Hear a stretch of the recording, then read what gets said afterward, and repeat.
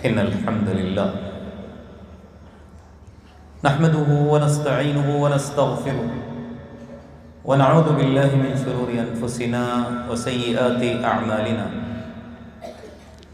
من يهده الله فلا مضل له ومن يضلل فلا هادي له وأشهد أن لا إله إلا الله وحده لا شريك له وأشهد أن محمدًا عبده ورسوله أما بعد فإن خير الحديث كتاب الله وخير الهدي هدي محمد صلى الله عليه وسلم وشر الأمور محدثاتها وكل محدثة بدعة وكل بدعة ضلالة وكل ضلالة في النار وكما قال عليه الصلاة والتسليم أعوذ بالله من الشيطان الرجيم بسم الله الرحمن الرحيم يا أيها الذين آمنوا اتقوا الله حق تقاته ولا تموتن إلا وأنتم مسلمون يا أيها الناس اتقوا ربكم الذي خلقكم من نفس واحدة وخلق منها زوجها وبث منهما رجالا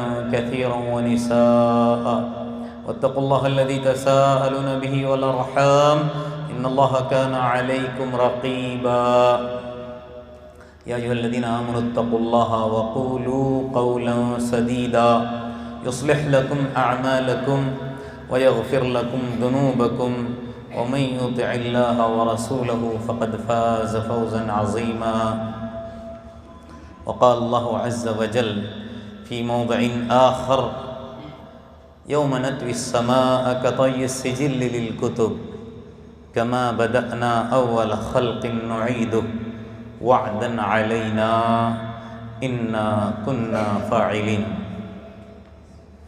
رب اشرح لي صدري ويسر لي أمري واحلل عقدة من لساني يفقهوا قولي رب زدني علما سبحانك لا علم لنا إلا ما علمتنا إنك أنت العليم الحكيم ربي يسر ولا تعسر وتمم بالخير حاضرین جمعہ، اسلامی ماؤں بہنوں اور میرے پیارے بچوں، ہر قسم کی بڑائی، بزرگی، عظمت و جلالت، شان و شوکت اللہ وحدہ لا شریک کے لیے لائق اور زیبا ہے۔ درود ہو، سلام ہو حضرت محمد مصطفیٰ صلی اللہ علیہ وسلم پر، آپ کے اصحاب، تابعین اور تبع تابعین پر۔ مختصر سی حمد اور درود کے بعد میں نے قرآن پاک میں سے ایک آیت کریمہ آپ کے سامنے ابھی تلاوت کیا ہے۔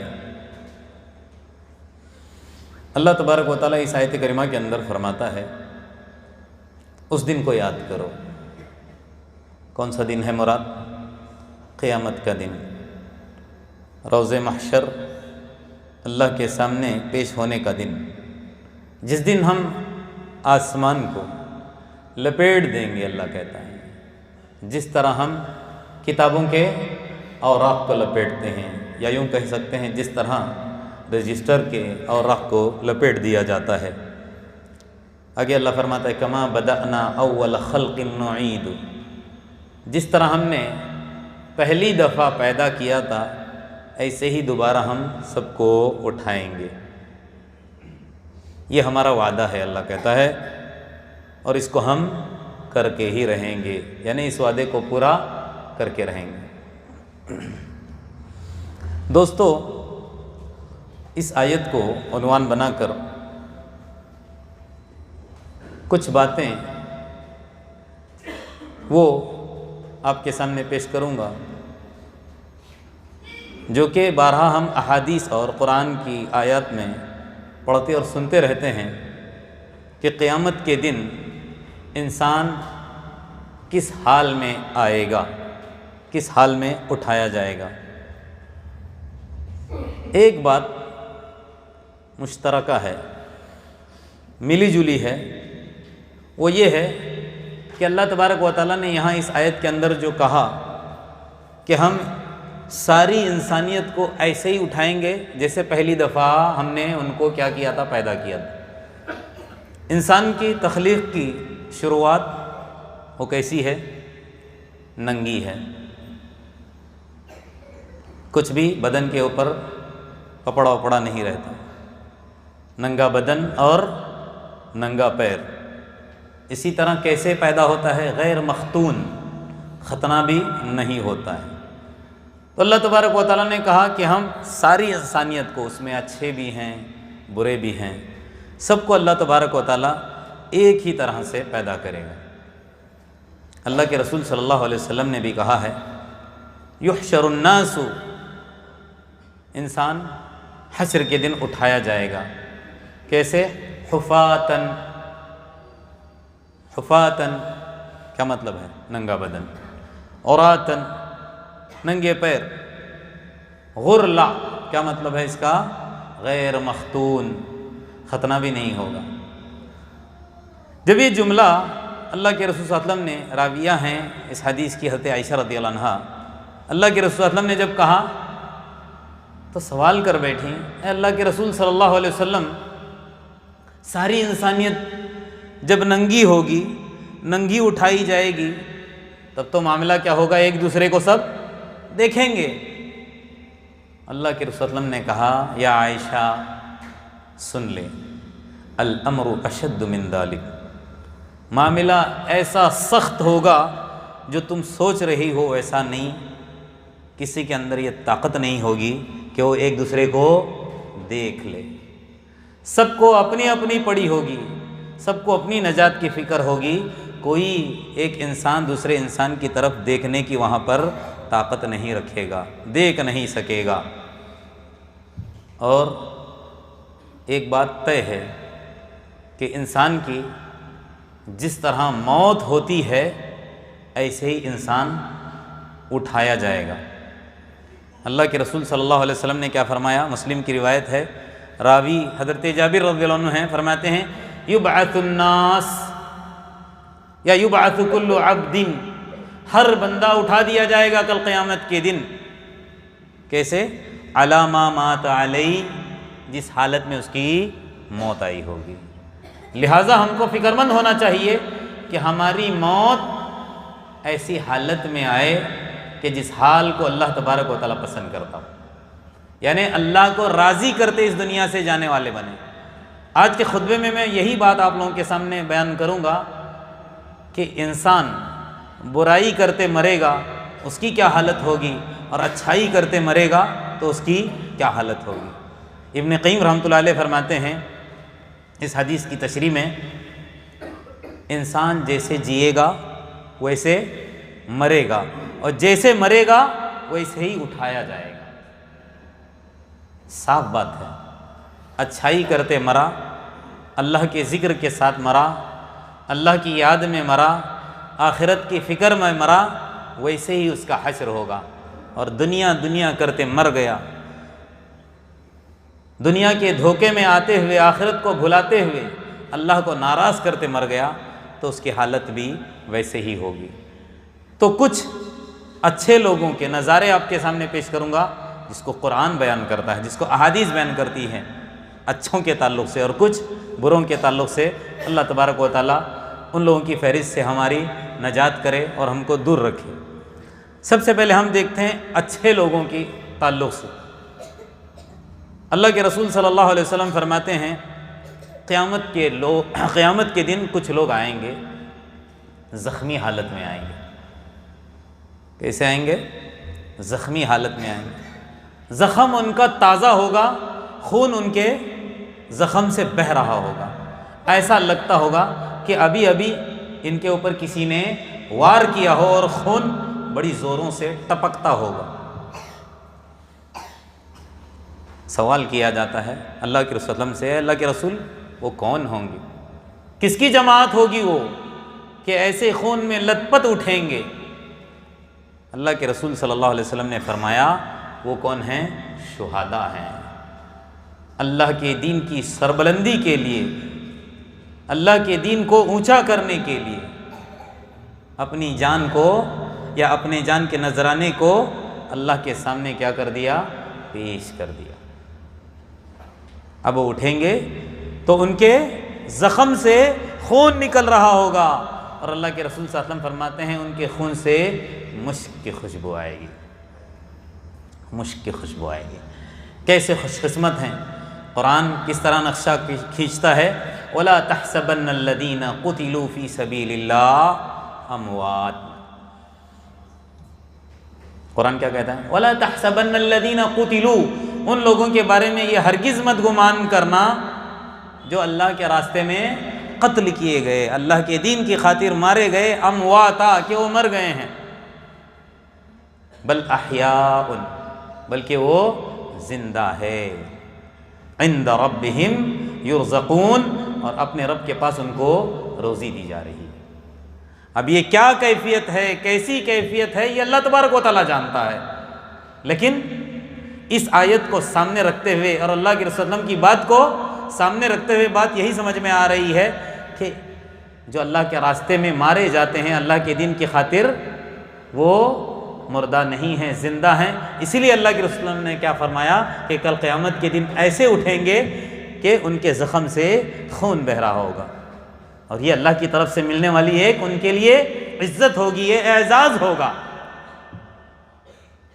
اسی طرح اللہ کے رسول صلی اللہ علیہ وسلم فرماتے ہیں کچھ لوگ آئیں گے، یہ میں خالی اچھوں کے تعلق سے بیان کروں، کچھ لوگ آئیں گے، کیا کہتے ہوئے آئیں گے؟ لبیک اللہم لبیک لبیک لا شریک لک لبیک ان الحمد والنعمت لک والملک لا شریک لک، گواہی دیتے ہیں کیسے؟ لبیک اللہم لبیک، حاضر ہیں ہم، اللہ حاضر ہیں، لبیک لا شریک لک لبیک، تیرے ساتھ کوئی شریک نہیں، تمام قسم کی تعریفیں نعمتیں تیرے ہی لیے، بادشاہی تیری، ملک تیرا، ساری چیزیں تیرے ماتحت، تو بادشاہوں کا بادشاہ۔ اس طرح یہ جملہ کہتے ہوئے کل اٹھیں گے۔ آپ فوراً سمجھ گئے ہوں گے کہ اس سے مراد کون ہے؟ کون ہیں؟ جو حج کے ارادے سے جاتے ہیں، جو عمرہ کے ارادے سے جاتے ہیں، لیکن کسی نہ کسی بہانے سے یا کسی ذریعے سے ان کی ایسے وقت پر موت ہو جاتی ہے کہ وہ حج نہیں کر سکتے یا عمرہ ان کا ہو نہیں پاتا۔ اللہ تبارک و تعالیٰ ایسوں کو ایسی حالت میں اٹھائے گا کہ وہ گواہی دیتے اٹھیں گے لبیک اللہم لبیک۔ دلیل کیا ہے؟ صلح حدیبیہ کے موقع پر اللہ کے رسول صلی اللہ علیہ وسلم کے ایک صحابی، ان کا انتقال ہو گیا۔ کیسے انتقال ہو گیا؟ ان کی اونٹنی نے ان کو مار دیا، یہ حدیث اس سے پہلے ہمارے سامنے آئی ہے نا، ایسی زوروں سے مار دیا، دھکا دے دیا کہ ان کی گردن کی ہڈی ٹوٹ گئی، انتقال ہو گیا۔ اللہ کے رسول صلی اللہ علیہ وسلم نے کیا فرمایا کہ ان کو ان کے کپڑے میں ہی کیا کرنا ہے؟ کفن دینا ہے، جو دو ان کے کپڑے تھے، ورنہ عام طور پر کتنے کپڑوں کا استعمال ہوتا ہے؟ 3 کپڑوں کا استعمال ہوتا ہے، لیکن وہاں پر اللہ کے رسول نے کہا کہ ان کی 2 چادر میں ہی ان کو کیا کر دو؟ کفن دے دو۔ اور یہ بھی اللہ کے رسول نے کہا کہ ان کا سر کھلا ہونا چاہیے، خوشبو نہیں لگانی چاہیے۔ کیوں کہا اللہ کے رسول صلی اللہ علیہ وسلم نے؟ اس لیے کہ انسان حج کے ارادے سے یا عمرہ کے ارادے سے گیا اور حج نہیں کر پایا، عمرہ نہیں کر پایا، اللہ کے رسول فرماتے ہیں وہ ایسے ہی اٹھے گا، جیسا میں نے شروع میں کہا نا، فَإِنَّهُ يُبْعَثُ يَوْمَ الْقِيَامَةِ مُلَبِّيًا۔ وہ انسان کیسے اٹھے گا؟ تلبیہ پڑھتے ہوئے، لبیک اللہم لبیک کہتے اٹھے گا۔ اسی طرح اللہ کے رسول صلی اللہ علیہ وسلم نے اور بھی اچھے لوگوں کا بیان کرتے فرمایا مؤذنین کے تعلق سے۔ کس کے تعلق سے ہے؟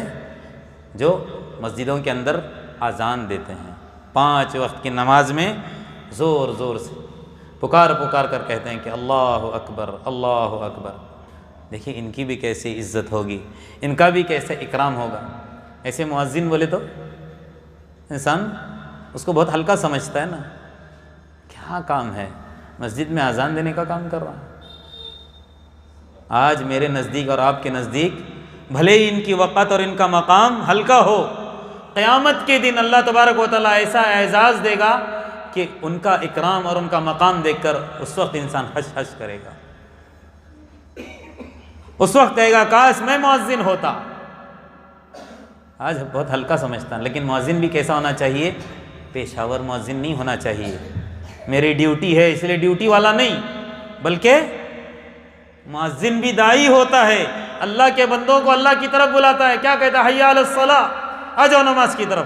حی علی الفلاح، آ جاؤ کامیابی. کامیابی کیا ہے؟ دنیا کی نہیں، آخرت کی کامیابی ہے. جنت کو پانے والی کامیابی ہے، جہنم سے چھٹکارے والی کامیابی ہے. جب اس طرح کہ میں خوش قسمت ہوں، یہ کام ملا، بھلے ہی مجھے کام کی مختصر ہو یا زیادہ ہو، تنخواہ ملتی ہے یا قیمت ملتی ہے، لیکن میری نیت کیا ہونی چاہیے؟ میں صرف اور صرف یہ جو کام کر رہا ہوں اللہ کے بندوں کو اللہ کی طرف بلانے کے لیے. ایسوں کا کیا مقام ہوگا؟ اللہ کے رسول فرماتے ہیں المؤذنون اطول الناس اعناقا یوم القیامہ. کیسا اعزاز ہوگا، کیسا اعزاز ہوگا مؤذنین کا؟ قیامت کے دن سب سے لمبی گردنیں ان کی ہوں گی، دور سے ہی پہچانے جائیں گے کہ یہ مؤذنین ہیں. دور سے ہی پہچانے جائیں گے کہ یہ خوبصورت قسم کے لوگ کون ہیں؟ یہ مؤذنین ہیں. یہ اللہ کی طرف سے ملنے والا اعزاز ہوگا. ایسے ہی کچھ لوگ قیامت کے دن میدان حشر میں ایسے ہوں گے کہ ان کے لیے نور کے ممبر ہوں گے اور اللہ کے دائیں ہاتھ کی طرف بیٹھیں گے. وہ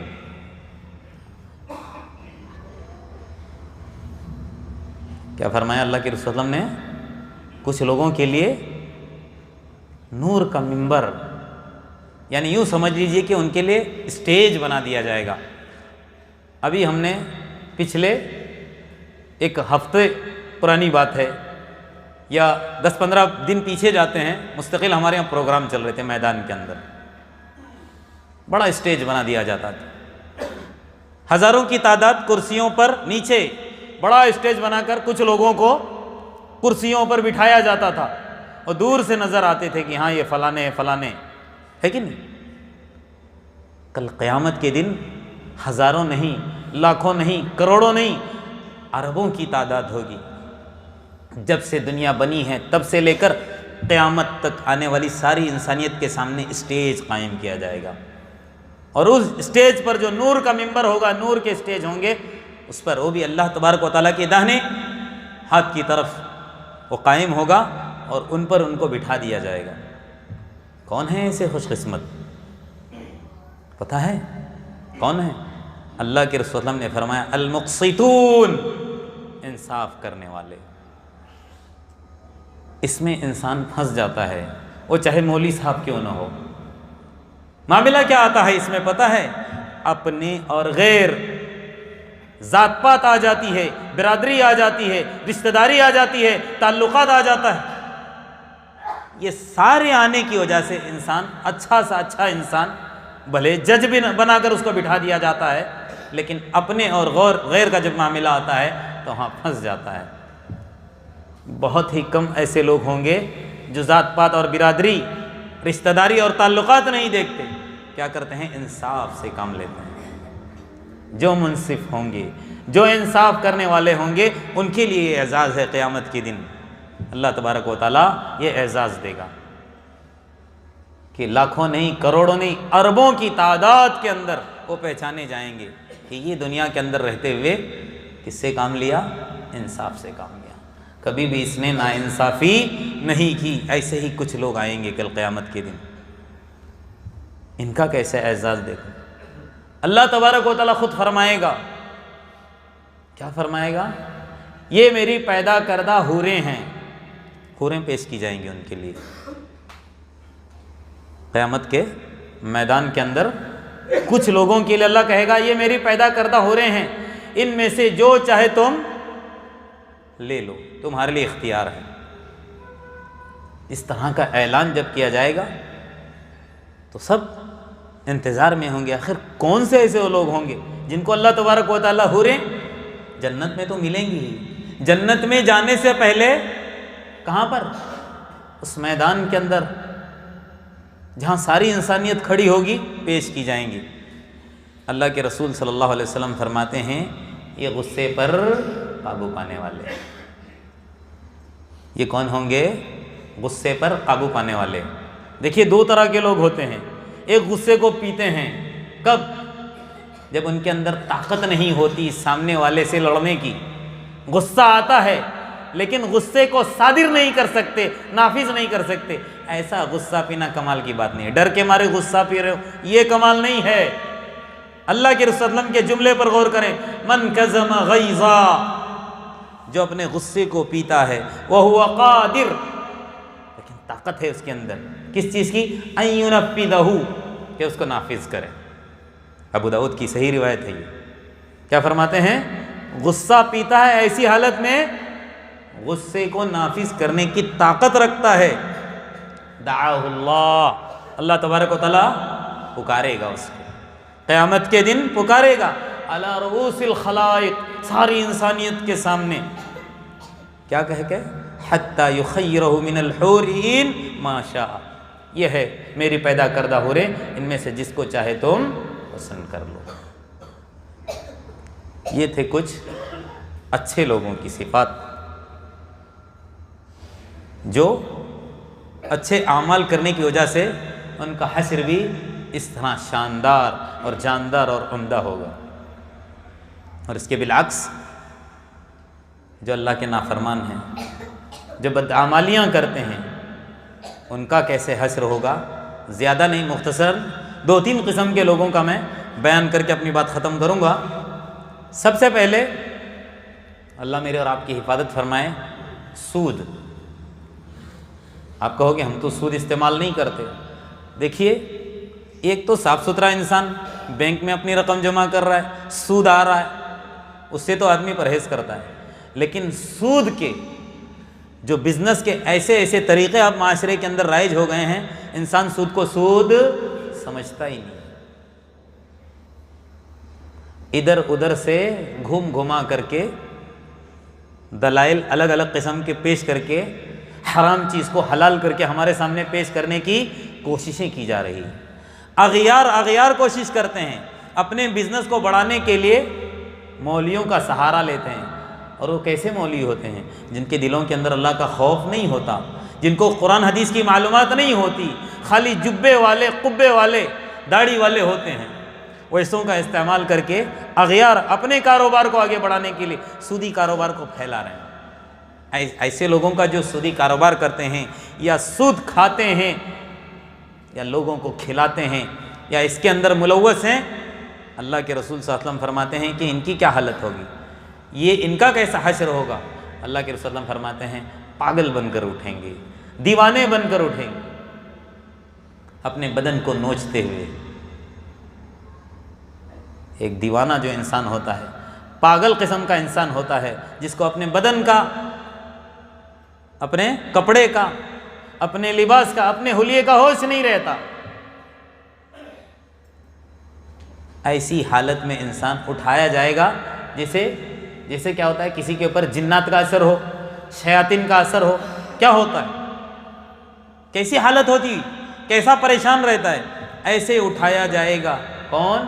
جو سود کھاتا ہے۔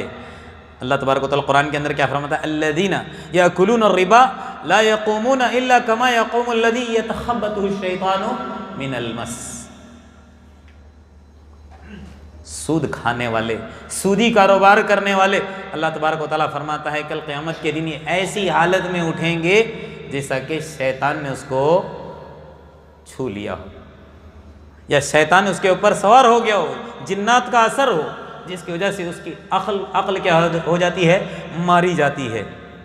اور ایسا کیوں ہوگا؟ ذالک بانہم قالوا انما البیع مثل الربا، جو بیع کو بھی کیا کہتے تھے، ربا ہی کہتے تھے۔ بھئی سود بھی اور بزنس بھی ایک ہی ہے، سود میں بھی فائدہ ہے اور بزنس میں بھی فائدہ ہے۔ اس طرح لوگوں کو بہلا پھسلا کر دونوں کیٹیگری کو ایک کر کے پیش کرنے والا اللہ تبارک و تعالیٰ کہتا ہے کہ کل قیامت کے دن ایسی حالت میں اٹھیں گے کہ جنات کا اثر ہو گیا ہو، جبکہ اللہ قرآن کے اندر کیا فرماتا ہے، احل اللہ البیع وحرم الربا، کاروبار بزنس جائز ہے، لیکن سود اللہ تبارک و تعالیٰ نے کیا کہا ہے، حرام قرار دیا۔ یمحق اللہ الربا، سود کا استعمال کرنے والے کبھی بھی ان کی زندگیوں کے اندر برکت نہیں رہتی، ساری زندگی بے برکتی ہی رہتی ہے۔ اللہ میرے اور آپ کی حفاظت فرمائے۔ یہ ایک انسان کے تعلق سے آئے گا کہ اس کا کیا حاصل ہوگا۔ ایسے ہی کچھ لوگ کل قیامت کے دن فالج زدہ، جس کو پیرالائز کہتے ہیں نا، آدھا بدن پورا ایک دم شل ہو گیا ہو، جس میں جان نہ ہو، ایسی حالت کے اندر لڑکتا ہوا انسان اٹھے گا۔ یہ کون سے لوگ ہوں گے؟ اللہ کے رسول صلی اللہ علیہ وسلم سے سوال کیا ہوگا؟ سوال کیا گیا اللہ کے رسول یہ کن لوگوں کی حالت ہوگی کہ ایسے پورا آدھا بدن ان کا فالج زدہ، لڑکتے ہوئے گرتے ہوئے اپنے بدن کو اپنے ایک عضو کو دوسرے عضو کے سہارے سے اٹھا کر چل رہے ہوں گے، پریشان ہوں گے۔ اللہ کے رسول یہ کون ہوں گے؟ فرمایا اللہ کے رسول صلی اللہ علیہ وسلم نے جس کی 2 یا 3 بیویاں ہوں گی۔ آپ کہو گے یہ کیا بتا؟ اسلام کے اندر 2 3 4 تک کی بیویوں کی اجازت ہے، اور یہاں اللہ کے رسول صلی اللہ علیہ وسلم فرما رہے ہیں جس کی 2 بیویاں ہوں گی 3 بیویاں۔ یہاں پر بھی انصاف کا معاملہ ہوگا۔ 2 3 4 کرنے سے منع نہیں ہے، اجازت ہے۔ اگر آپ انصاف سے کام لے سکتے ہو تب۔ آپ نے دوسری شادی کر لی اور پہلی بیوی اوپر سے آپ کا دھیان ہی ہٹ گیا، اب سارا فوکس دوسری والی بیوی کی طرف، اسی کو بھر رہے ہو، سب کچھ اسی کی طرف آپ کا دھیان ہے، پہلی والی پریشان ہے آپ سے۔ ایسا نہیں ہونا چاہیے۔ اگر آپ انصاف کر سکتے ہو، جتنا اس کو کھلاتے ہو اتنا اس کو کھلاؤ، جتنا اس کو پہناتے ہو اتنا اس کو پہناؤ، جتنا ٹائم اس کو دیتے ہو اتنا ٹائم اس کو دو۔ اگر ناانصافی کرو گے اور آپ کے اندر انصاف کرنے کی طاقت نہیں رہے گی تو اللہ کے رسول صلی اللہ علیہ وسلم کیا فرماتے ہیں، جس کی 2 2 3 3 4 4 بیویاں ہوں گی اور ناانصافی سے کام لیا ہوگا، اللہ کے رسول نے کیا کہا کہ آدھا بدن اس کا فالج زدہ ہوگا اور ایسی حالت میں اٹھایا جائے گا۔ ایک اور کے تعلق سے، اور اس کو لوگ تو عیب ہی نہیں سمجھتے، وہ کیا ہے؟ مانگ کر کھانا۔ اللہ کے رسول کی حدیث کیا ہے؟ سب سے بہترین کمائی انسان کی اپنی محنت کی، ہاتھ سے کما کر کھاتا ہے۔ اللہ کے رسول صلی اللہ علیہ وسلم نے فرمایا جو مانگ کر کھاتے ہیں ان کی کیا حالت ہوگی؟ کچھ زخمی چہروں کے ساتھ اٹھیں گے، یہ وہ ہوں گے جو طاقت رکھنے کے باوجود بھی کیا کرتے تھے؟ بھیک مانگتے تھے۔ ایک ہوتا ہے بیچارہ پیشاور، ایک پائی کے لیے 10 10 20 20 پیسے کے لیے، روپے کے لیے گھوم پھر کر مانگ کر کھاتا ہے۔ بعضے ایسے ہوتے ہیں دھوکہ دیتے ہیں، غلط بیانی کرتے ہیں، ادھر ادھر کی سرٹیفکیٹ بنا کر لوگوں کے سامنے پیش کر کے پیسے اینٹتے ہیں۔ ان کے تعلق سے جو مانگ کر کھاتے ہیں، کیسے؟ طاقت ہے، قوت ہے، اللہ نے صلاحیت دی ہے، لیکن محنت نہیں کرتے، کیا کرتے ہیں؟ مانگ کر کھاتے ہیں۔ اللہ کے رسول صلی اللہ علیہ وسلم فرماتے ہیں ایسے لوگ ان کے چہرے کل زخمی ہوں گے۔ حدیث کے الفاظ ذرا سنیے، اللہ کے رسول فرماتے ہیں المسألہ کدن، مانگ کر کھانا کیا ہے؟ بہت ہی بری بات، ایسا ہے یکد بہا الرجل وجہہ، جس کے ذریعے سے انسان اپنے چہرے کو کیا کرے گا؟ نوچے گا۔ چہرہ ہوگا، گوشت نہیں ہوگا، خالی ہڈی نظر آئے گی۔ انسان اگر صحت مند رہتا ہے، وقتی طور پر اگر بیماری آ کر تھوڑا سا دبلا ہو جاتا ہے، شکل اس کی اچھی نہیں لگتی، انسان بعض مرتبہ پہچان نہیں پاتا، ارے تو ہے، میں پہچان ہی نہیں پایا، کہتا کہ مجھے فلانی بیماری ہو گئی، تو پھر اس وقت کیا ہوگا جب انسان کے چہرے پر گوشت ہی نہیں ہوگا؟ کیسی ذلت ہوگی ہے، کیسی رسوائی ہوگی؟ اللہ میرے اور آپ کی حفاظت فرمائے۔ ایسے ہی اللہ کے رسول صلی اللہ علیہ وسلم فرماتے ہیں صاحب منصب کے تعلق سے، جن کے پاس عہدہ ہے، منصب ہے، کرسیاں ہیں، ان کے تعلق سے، یہاں تک کہ شریعت کی اگر نگاہ کے اندر دیکھا جائے، یہ کرسی کیا ہے؟ اللہ کے رسول صلی اللہ علیہ وسلم فرماتے ہیں انہا خزی و ندامہ، یہ کرسی سوائے ذلت اور ندامت کے کچھ ہے ہی نہیں، اس لیے مانگنے سے، چھیننے سے منع کیا گیا ہے۔ بہت کم لوگ ہوتے ہیں کرسی پر بیٹھنے کے بعد کیا کرتے ہیں؟ انصاف سے کام لیتے ہیں، اور پھر زبردستی کے مارے چھین کر لینا، یہ تو بہت ہی بری بات ہے۔ تو اللہ کے رسول صلی اللہ علیہ وسلم فرماتے ہیں کچھ لوگ کل قیامت کے دن جو منصب والے ہوں گے اور اس کرسی کا صحیح انہوں نے استعمال نہ کیا ہوگا، وہ چاہے کسی بھی کمیٹی کا منسٹر یا ذمہ دار کیوں نہ ہو، ان کے بدن کے اندر جھنڈے گڑے ہوئے ہوں گے، ان کے بدن کے اندر جھنڈے گڑے ہوئے ہوں گے، اور یہ جھنڈے ان کے لیے ذلت اور رسوائی ہوں گے۔ دور سے ہی لوگ ان کو دیکھ کر کہیں گے ہاں کہ فلانے فلانے لوگ۔ دنیا کے اندر اللہ تبارک و تعالیٰ نے ان کو بادشاہی دی تھی، اللہ نے ان کو کرسی دی تھی، صدارت کی کرسی، سیکریٹری کی کرسی، منسٹری کی کرسی، وزیر اعظم کی کرسی، وزیر اعلیٰ کی کرسی، اور لیکن انہوں نے اس کا صحیح استعمال نہیں کیا، غلط استعمال کیا، تو اللہ کے رسول فرماتے ہیں یہ لوگ ایسے اٹھائے جائیں گے۔ اور آخری بات، قرآن کے اندر یہ ایک آیت ہم بارہا پڑھتے ہیں، کون سی آیت ہے؟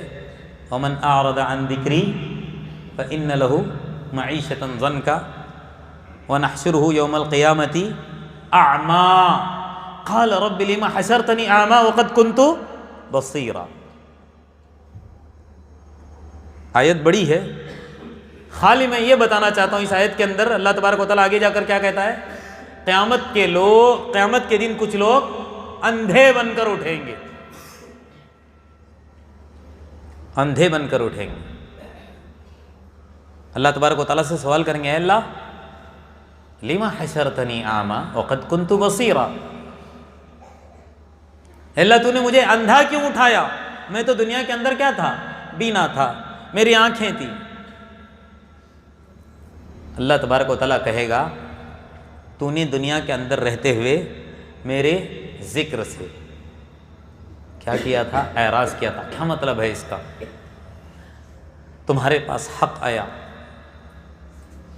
تمہارے پاس حق آیا، نبی کے ذریعے سے قرآن اور نبی صلی اللہ علیہ وسلم کی باتیں تم تک پہنچی، لیکن تم ساری زندگی اس کی کیا کرتے رہے؟ مخالفت کرتے رہے۔ بات بات پر اللہ کے کلام کو پسے پش ڈالتے رہے، اللہ کے رسول صلی اللہ علیہ وسلم کی باتوں کو تم ہلکا سمجھتے رہے، مخالفت میں آگے آگے رہے۔ ایسوں کا اللہ تبارک و تعالیٰ حشر کیا کرے گا؟ اندھے بن کر اٹھائے جائیں۔ اللہ کے ذکر سے اعراض کا مطلب حق کا ٹھکرانا ہے، اور حق کے ٹھکرانے کے اندر تکبر بھی آ جاتا ہے۔ انسان حق کو ٹھکراتا ہے، کہتا میں نے کہاں تکبر کیا؟ حق کا ٹھکرانا یہ بہت بڑا تکبر ہے۔ ایسوں کا اللہ تبارک و تعالیٰ حشر کل قیامت کے دن کیسے کرے گا؟ اندھے کے ساتھ۔ اور بھی بہت ساروں کا ذکر۔ الغرض کہنے کا مطلب یہ ہے کہ اللہ تبارک و تعالیٰ دنیا کے اندر انسان جیسے جیسے اعمال کرے گا اور جیسے اس کی موت آئے گی، ایسے ہی اللہ تبارک و تعالیٰ حالت میں کل قیامت کے دن اس کو اٹھائے گا، ایسے ہی حشر ہوگا۔ آخر میں اللہ تبارک و تعالیٰ سے دعا ہے جتنی باتیں ہم کہتے سنتے سناتے ہیں اس کے مطابق عمل کرنے کی توفیق عطا فرمائے۔ اللہ تبارک و تعالیٰ ہمارا حشر انبیاء کرام کے ساتھ، شہداء، صدیقین، صالحین کے ساتھ کرے، اپنے نیک بندوں کے اندر، نیک بندوں کے زمرے کے اندر اللہ تبارک و تعالیٰ ہمارا شمار فرمائے۔ نافرمان اور اللہ تبارک و تعالیٰ کو ناراض کرنے والے بندوں کے زمرے سے اللہ تبارک و تعالیٰ میرے اور آپ کی حفاظت فرمائے۔ دین کا صحیح فہم، صحیح سمجھ عطا کرے اللہ تبارک و تعالیٰ ہم کو۔ اے اللہ جب تک ہم کو تو زندہ رکھ، ایمان پر اور اسلام پر رکھ، جب ہماری موت آئے تو ایمان اور اسلام پر آئے۔ اے اللہ شرک اور بدعات سے، ہر طرح کی خرافات سے اے اللہ تو میرے اور آپ، اے اللہ میری اور ساری انسانیت کی حفاظت فرما۔ ربنا آتنا فی الدنیا حسنہ وفی الآخرۃ حسنہ وقنا عذاب النار۔ ربنا علیک توکلنا وإلیک انبنا وإلیک المصیر۔ ربنا ظلمنا انفسنا وإن لم تغفر لنا وترحمنا لنكونن من الخاسرین۔ ربنا تقبل منا انک انت السمیع العلیم وتب علینا انک انت التواب الرحیم۔ بارک اللہ لی ولکم فی القرآن العظیم ونفعنی وإیاکم بما فیہ من الآیات والذکر الحکیم۔ اقول قولی ھذا واستغفر اللہ لی ولکم ولسائر المسلمین من کل ذنب فاستغفروه انہ هو الغفور الرحیم۔